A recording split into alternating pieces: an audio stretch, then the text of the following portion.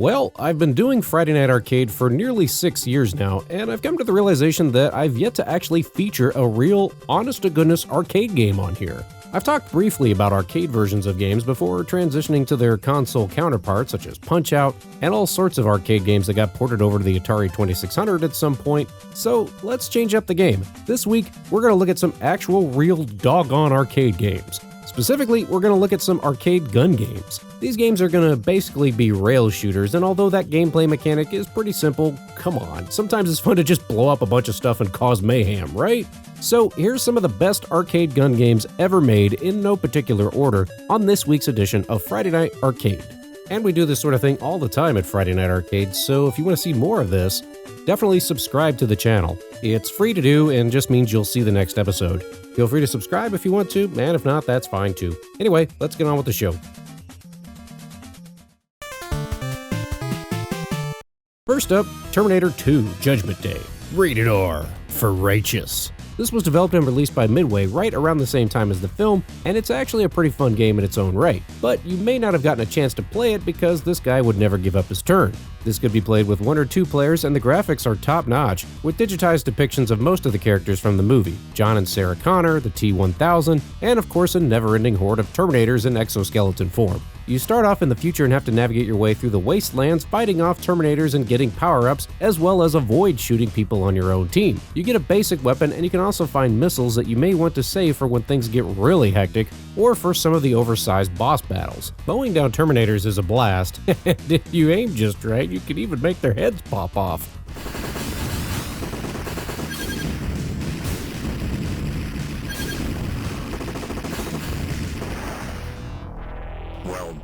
After you battle through the wastelands, you'll have to fend off all of the discount Schwarzeneggers that have infiltrated the Resistance's base. Now, this game does have a few of those protect a hapless bystander levels that everybody loves so much, including a level where you have to protect John Connor in this truck on your way to the Skynet Time Displacement Lab.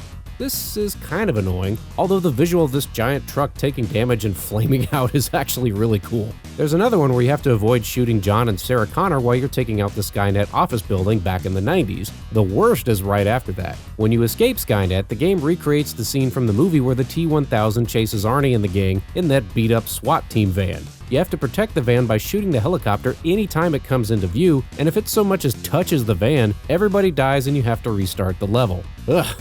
This is brutal. One of the final battles with the T-1000 is pretty ridiculous too. You have to shoot up the liquid nitrogen tanker, recreating that scene from the movie where the T-1000 gets frozen. This is a cool idea, but it's nearly impossible with one player, as the T-1000 regenerates his temperature way too fast. You're definitely going to need a buddy here, or lots of quarters. Overall, this game is visually stunning for the time and super fun just to pick up and play, but definitely has some cheap difficulty spikes that some folks may find discouraging.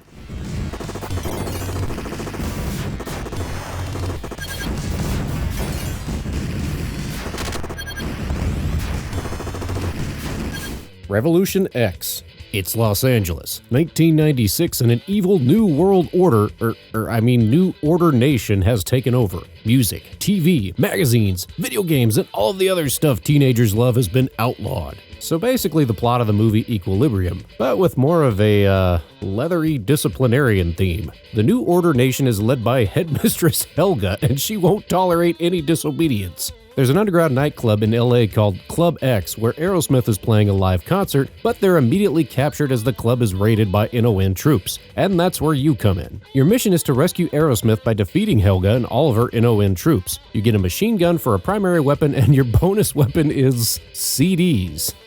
Yep, get it? Music is the weapon, man. And if you make it further in the game, you can even start hucking laser discs. Who needs bombs when you've got laser discs, right? Okay, so this game isn't great by any stretch of the imagination. 75% of the enemies all look like Cyrax from Mortal Kombat for some reason, or Mighty Morphin Power Ranger cosplayers who made their costumes themselves. And it has most of the major annoyances of an arcade game, such as boss fights that take a ridiculous amount of damage, or situations where you could waste time and quarters before you even figure out how you're supposed to proceed. For example, when you fight this centipede boss, you're supposed to shoot out the bridge, but you might die several times before you figure that out. This bus sequence is also annoying. You've got to destroy the bus in a certain amount of time, and if you fail, you have to restart the level. However, this game does still have a certain charm to it. For one thing, some of the levels let you choose your path through, so that's something something you didn't see very often. Also, the scaling and 3D movement is done pretty well. There's a variety of stages and some really cool looking boss battles. There's all sorts of cheesy acting, both from the band and from supporting cast.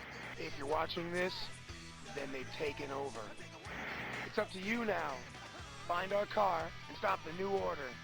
You'll see hostages throughout each stage that you can free, and in the chemical plant, you actually see them get mutated into Sasquatch. These hostages all look the same though. They were played by model and video game actress Carrie Hoskins, who also played the Helga character. This game was developed and released by Midway, and Hoskins also played Sonya Blade in Midway's other and much more notable franchise, Mortal Kombat. Also, Revolution X has Aerosmith tunes blasting on the soundtrack, so that's pretty cool.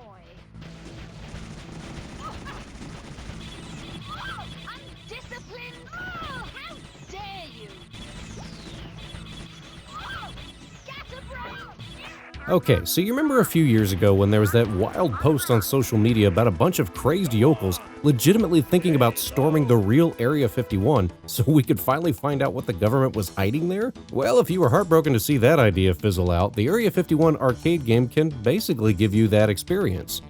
Sorta. So the premise here is that an alien probe was recovered and taken back to the super-secret Area 51, and then shortly thereafter a horde of aliens overran the facility, put on different colored jumpsuits, and then grabbed whatever guns and rocket launchers they could. Actually, I'm not sure if they're supposed to be aliens or zombies. They can drive forklifts and jeeps though, and they make this grunting sound when you kill them. This game is bonkers, and the graphics look like a mid-90s CD-ROM game with a mix of pre-rendered cartoony backgrounds and real-life people and faces and stuff all blended together. It's an interesting mix and would have been a blast to play through at the time, although this game is far from perfect. The gameplay gets pretty repetitive, there's definitely not much of a challenge, especially if you have two players, and there's a reloading mechanic, which I actually think is pretty cool, but it feels like you barely get any ammo. You'll constantly be reloading every 10 seconds, which might get a little annoying. Area 51 was developed by Atari and Midway, and it's a really cool concept that went on to sell over 20,000 arcade cabinets before it was all said and done, as well as spawn a couple of sequels. I always remember seeing this cabinet in the arcades and thinking it looked like something out of the X-Files, and it just always grabbed your attention. This game looks a little cheesy by today's standards, sure, but at the time it was a ton of fun to play through.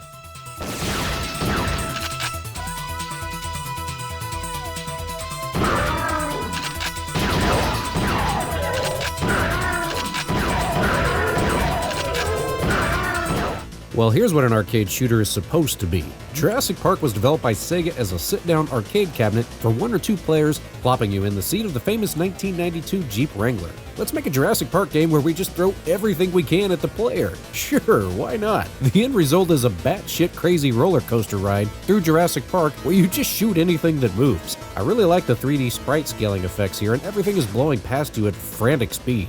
All of the dinosaurs are here, the Spitters, T-Rex, Brontosaurus, you even get the mow down Dilophosauruses. Hey, weren't they friendly? These raptors were just standing there like, hey, what's going on? Some scenes from the movie get recreated like the T-Rex chasing you down, while other stuff is just random and out of nowhere. I think these underground raptor nests might have been taken from the book. The music doubles down on the madness with a fast-paced soundtrack, and it seems like the scenery is always changing. You'd expect to see forests and trees, but then there's water tunnels, lava, underground caves, and volcanoes hucking rocks at you. There's tumbling bridges, and at one point you're literally driving up the back of a brontosaurus. Sure, that sounds cool. This game is on the short side, and you can blow through it in under 20 minutes, but for an arcade game, I feel like that's just about right. They could have easily tried to stretch this material out for an extra 15 to 20 minutes worth of gameplay, just to make a few extra quarters, but then it would have gotten boring. Instead, it's just blunt force non-stop action that never feels repetitive, and it doesn't overstay its welcome. Definitely find a way to play this one any way you can.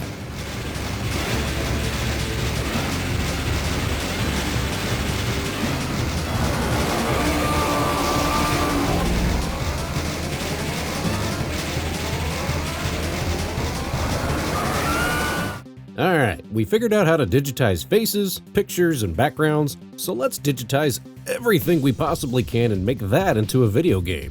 We'll call it Lethal Enforcers.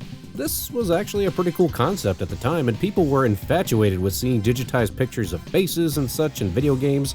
Instead of cartoony pixel art, these were real-life people in settings. Cool, huh?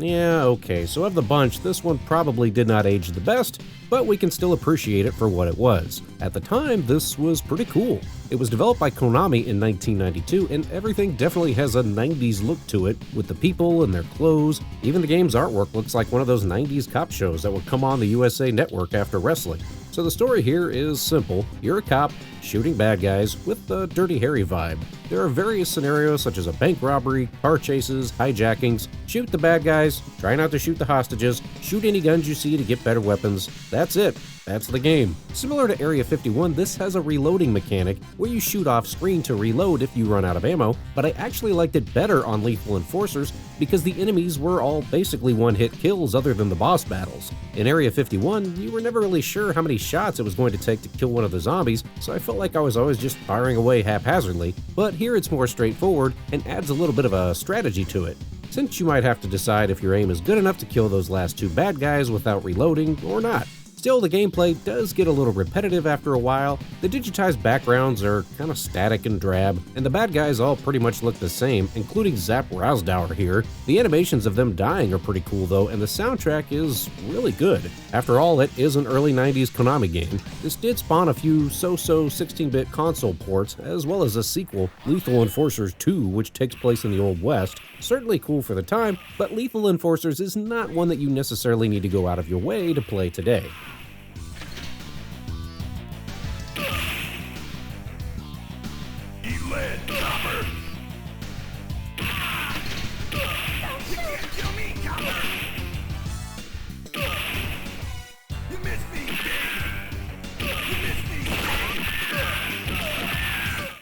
Okay, check this out. This next game isn't technically a gun game, it's a crossbow game.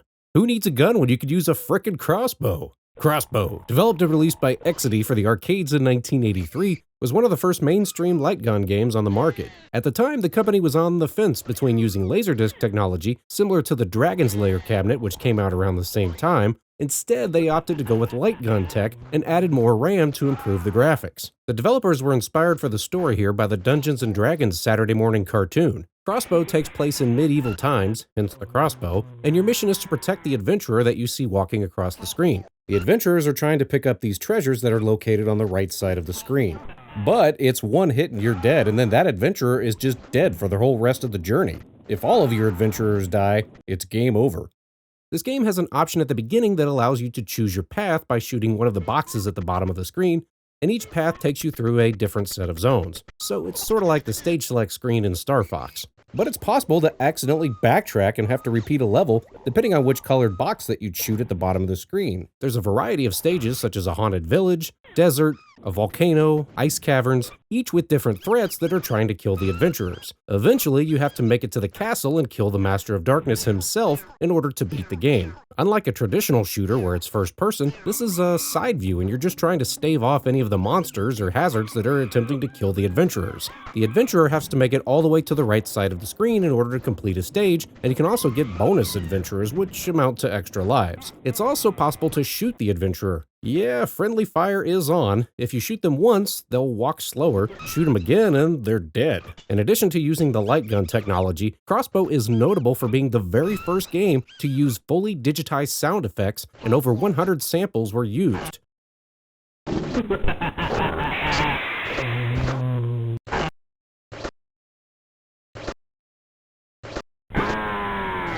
So I have to say, this is a really slick looking game considering it came out all the way back in 1983. Holy crap! I really love the art style and the look of the graphics, and all of the levels are unique in their own way. I especially dig the spooky haunted village. The only thing I can't get past is, what the heck are these adventurers doing? They've got swords, but they're just sort of slowly walking towards the enemies. Meanwhile, you're camped out in the bushes somewhere like a sniper with this crossbow. Even when you get to the final boss, the adventurers don't really do much of anything, and it's up to you to take out the Master of Darkness. Okay, other than that, though, considering how monumental of an achievement this game was for the time, it's totally worth checking out today just to see how far we've come, and it's still pretty fun to play even now. You will die.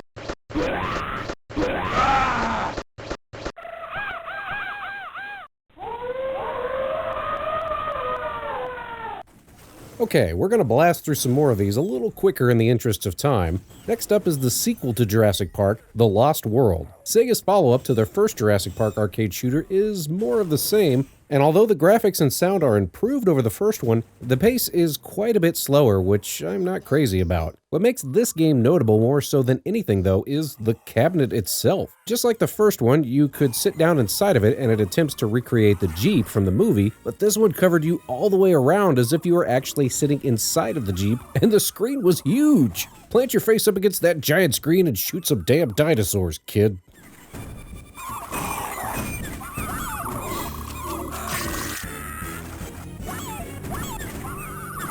In the year 2039 AD, a space station colony has been overrun by aliens. The Federation of Earth sends you, off-world commandos, tasked with rescuing as many hostages on the space station as you can while killing off the aliens. So is the premise behind Space Gun, released in 1990 by Taito. Space Gun features a variety of over-the-top, hideous-looking aliens and is filled with all sorts of pixelated gore and goodness. Think Doom meets Sigourney Weaver's Aliens. Although this is a rail shooter like any other, Space Gun is notable in that it also featured foot pedals that allowed the player to change direction briefly to try to keep the enemies on screen from getting out of hand. Also, just look at the arcade cabinet. This thing would have been hard to miss in a crowded arcade. It looks like a giant mutated alien egg.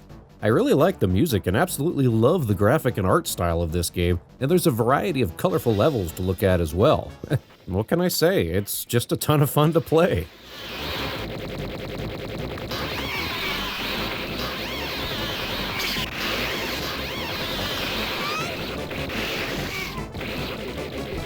A couple more entries from Taito here. Operation Wolf and its sequel, Operation Thunderbolt, released in 1987 and 1988. The setting here is the complete opposite of Space Gun, as it places you in a wartime setting where you play as Special Agent Roy Adams, trying to infiltrate enemy territory to rescue hostages. This game was commercially and critically successful, winning several awards as well as being praised by gaming magazines of the time. Operation Wolf is single-player, and its sequel, Operation Thunderbolt, adds a second player named Hardy Jones, along with improved graphics and sounds. This one is my favorite as the oversized sprites and colorful graphics just look really neat and the difficulty level feels just right. Overall, I just love the look of these late 80s and early 90s games before everything turned into polygons. To me, this is the peak look of classic gaming right here. These games also feature digitized voices weaving the levels together with cutscenes. Operation initiated. Rescue all hostages. Okay, buddy. In 1994, they released Operation Wolf 3, which was more of the same, but looked like a poor man's version of Lethal Enforcers, if there is such a thing, with the digitized graphics replacing the colorful sprites of before. And there was another sequel, Operation Tiger, which came out a full 10 years after the first, and, well, it's just a completely different game with all the late 90s polygons. If you want to try these games, definitely seek out the first two, and Operation Thunderbolt is my favorite of the bunch.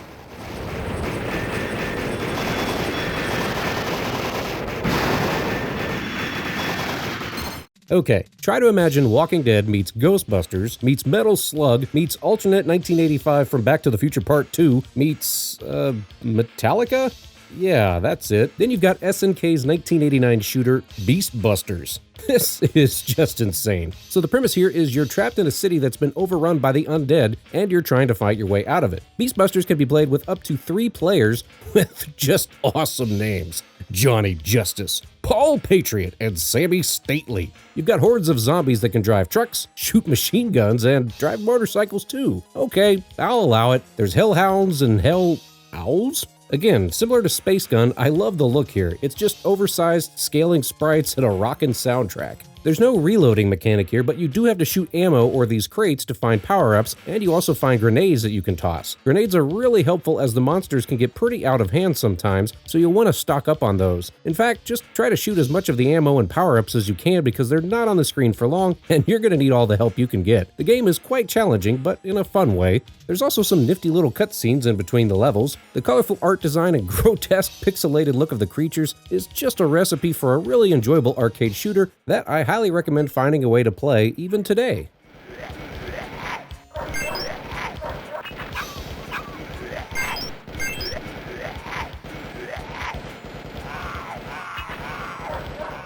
Getting back to the cop theme, Lucky and Wild. This has a Tango and Cash vibe to it.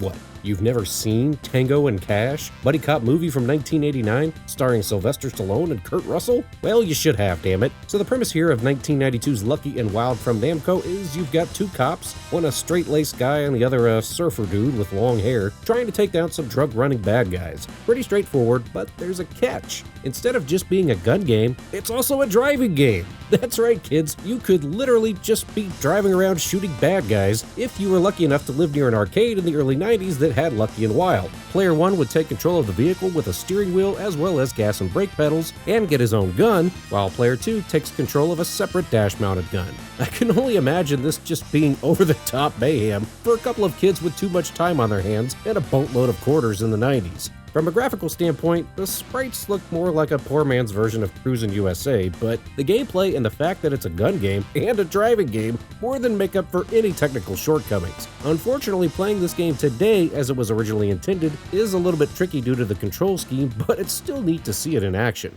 If anyone knows where there's a real Lucky and Wild arcade cabinet out there, please let me know in the comments down below.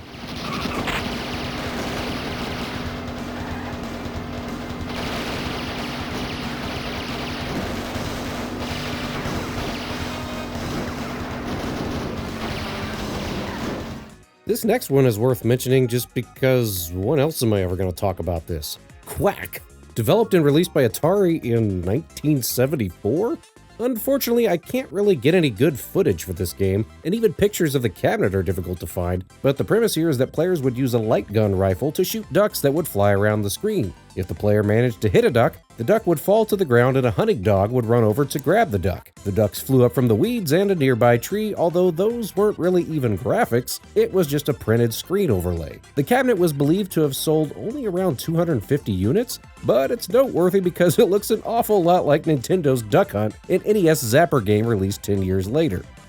Up next, you can't mention arcade gun games without mentioning the Time Crisis series. There were several of these games in total, although I'm going to focus on the first one here. The plot here is that there's an international protection agency called the VSSE. They help this guy William McPherson overthrow a tyrannical regime on a fictional island of Circia. McPherson ends up being elected president of the island, but the last remaining survivor of the old regime, Shirudo Garu, abducts McPherson's daughter. He holds her hostage in this castle and demands military secrets in exchange for her safe return. McPherson calls up the VSSE once more and begs them to help, so they send in Richard Miller, a one-man army to do the job. And wait, Dick Miller? Mr. Futterman from the Gremlins? And why is he dressed up like Michael Knight? Anyway, that's the plot of Namco's 1995 arcade smash hit Time Crisis. Graphically, this is where games morphed into polygon territory, and it was really cool looking for the time. With the polygons, you can either love them or hate them, but this game still plays quite smooth, especially considering everything that's going on. At a glance, Time Crisis looks pretty straightforward. Shoot bad guys, progress forward, shoot more bad guys. But there's a twist. The arcade cabinet also has a foot pedal, and this allows you to move your character in and out of cover between shots. Also, you'll reload your gun when you take cover. This was something totally new and a really big deal at the time, and most likely influenced duck and cover systems in many video games going forward.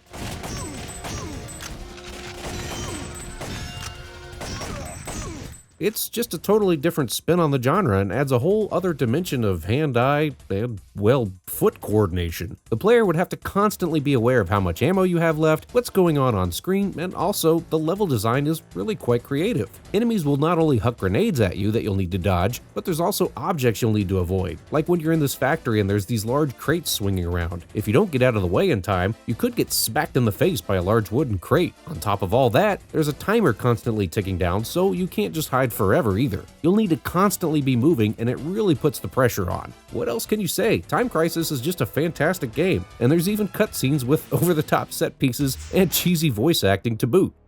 Don't come! It's a trap! Oh no! You really can't go wrong with this one, and I absolutely recommend trying it at least once if you're a fan of the genre.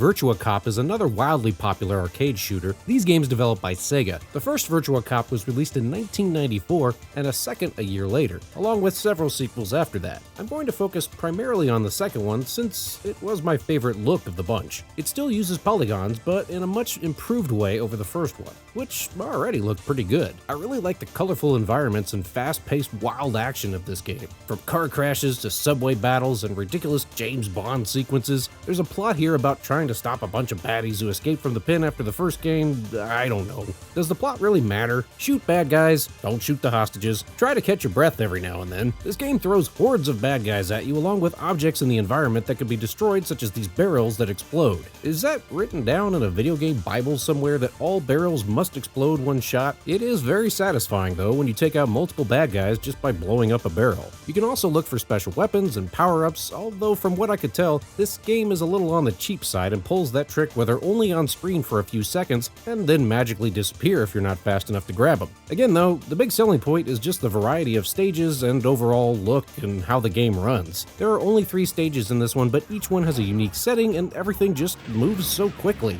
It can be almost dizzying the way your character moves in and out and around the area at breakneck speed, but it's just a lot of fun.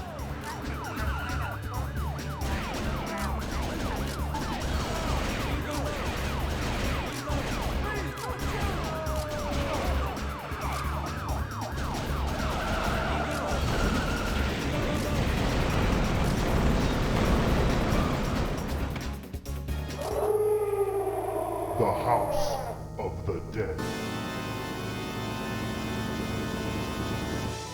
Here's another fantastic arcade entry from Sega. You can't talk about arcade shooters without talking about the House of the Dead series. There were numerous sequels, spin-offs, and even an updated re-release, but it all started in 1996 with the House of the Dead. This time, you play as one of 2 AMS agents trying to track down this crazy scientist, Dr. Roy Curian, who has been fiddling with resurrecting the dead. And you can pretty much imagine how that all played out. There's also this girl named Sophie that needs a rescuing, and, well, it's all just an excuse to navigate through creepy settings, blasting truckloads of undead zombies and all sorts of messed up enemies. Mutant worms, vampire bats, and chainsaw-wielding redneck zombies because, well, why wouldn't there be? This game was built on the Virtua Cop engine, but one thing that makes it stand out is there are actually branching pathways. There are these little switches that you can shoot throughout each stage that take you on a slightly different path. All of the paths eventually lead to the same boss, but it does give the game some replay value since you want to explore all of the various spooky areas. There are also multiple endings of the game depending on how high your score is. You only actually rescue Sophie in the one true ending if you get the highest score. House of the Dead boasts excellent graphics as well as sound effects, from the screams of the zombies to the splattering of their limbs falling off. There's also hostages you can rescue, and sometimes they'll give you extra health, and there's also health bonuses you can find along the way, but similar to Virtua Cop, they're only on screen for a few seconds. Seriously, why in the world do arcade companies do that? You already got my quarter, throw me a bone here, come on. Okay, that's a minor complaint. These games are seriously fun as hell when you just need some mindless zombie blasting madness.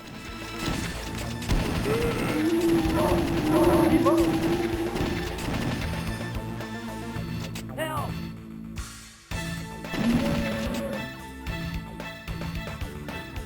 You can go upstairs from that room.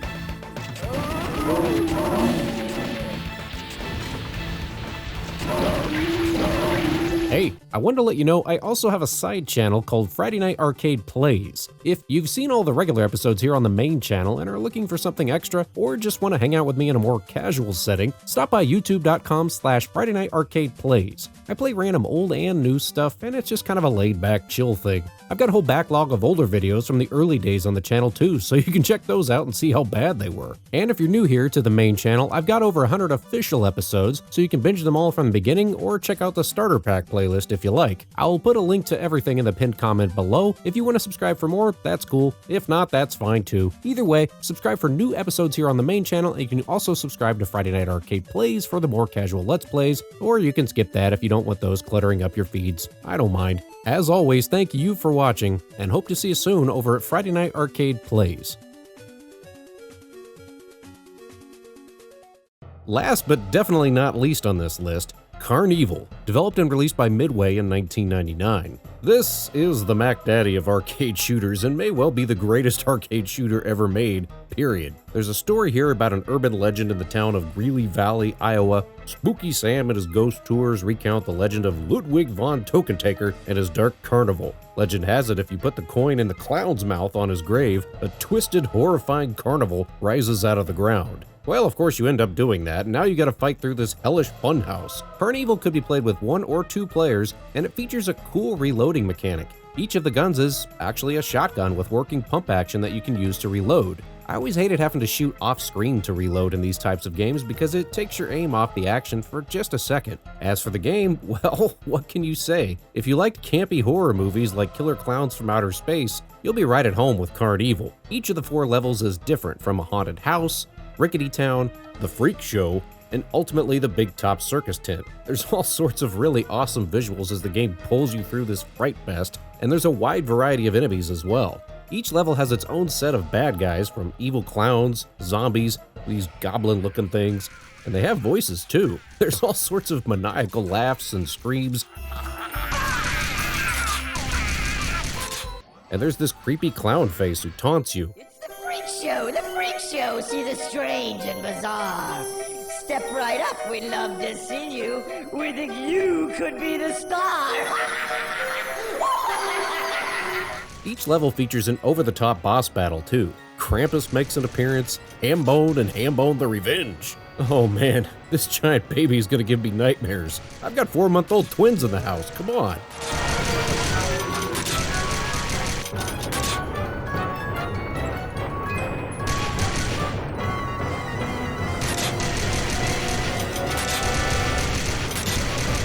When you kill a boss, the game goes out of its way to show you their brutal demise from multiple camera angles, just like Instant Replay. When you kill the final boss, you throw him into a giant fan. Sure, why not? There's weapon power-ups, some are helpful, like a better shotgun, but then sometimes you find a flamethrower or an acid gun? Oh, that's messed up. So yeah, this game features a ridiculous amount of violence and gore, but it's all in a dark comedy humorous kind of way. The soundtrack meanders into Danny Elfman territory like something out of a Tim Burton movie. With the variety of enemies, levels, and boss fights, this game never gets dull from start to finish, and you better bring some quarters if you want to make it to the end because it certainly is tough. So the reason that I saved this game for last is it's actually one of my favorite arcade memories, and not necessarily for the reasons that you'd expect. I'm not really a big horror movie fan or anything like that, but it's just one of my favorite arcade memories playing through this game. One of my best friends from grade school, his name was Kevin, and we played through this game together. I swear, this man loved Insane Clown Posse. And I got nothing against Insane Clown Posse. If you like ICP, that's fine. He loved the Insane Clown Posse. So he was totally into this whole, like, dark carnival twisted thing they had going on with their whole mojo and everything, and he was all about it. Like, I wish I could love something as much as that man loves Insane Clown Posse. So when we saw this CarnEvil game at the arcade, he had to play through it. He's like, he says, "Man, Aaron, come on, we've got to go play through this game." He wanted to play through the whole thing from start to finish. We went to the quarter machines, and we got plenty of quarters, and we stood there and played through this whole game. I don't know, we probably ended up spending like $10 or $15 worth of quarters, but he wanted to play through it, and we totally just played the whole thing through from start to finish, and it was a blast. Unfortunately, my friend Kevin passed away. I think it's been a little over 10 years now. He was killed in a car crash, and now he's gone. And I know it's kind of dumb and kind of silly, but I'll always cherish playing through this game with my friend Kevin. His enthusiasm for this game was infectious. Like I said, I'm not really necessarily a horror movie fan or any of that, but he was so excited to play through this thing, and he thought it was just the coolest thing ever. And I'll just always cherish that memory of us playing through this game at the arcade that day, and hope to see you somewhere down the road, Kevin. And that wraps it up for Friday Night Arcade this week. What are some of your favorite arcade gun games? Was there one that I missed that maybe you'd like to see me cover somewhere down the road? If you can come up with enough suggestions, I might be able to do a follow-up episode to this at some point. And what are some of your favorite memories at the arcade? Either with old friends or family? I'd love to hear some of your stories about times in the arcade as well. As always, thank you for watching. Please don't text and drive, and I'll see you next time on Friday Night Arcade.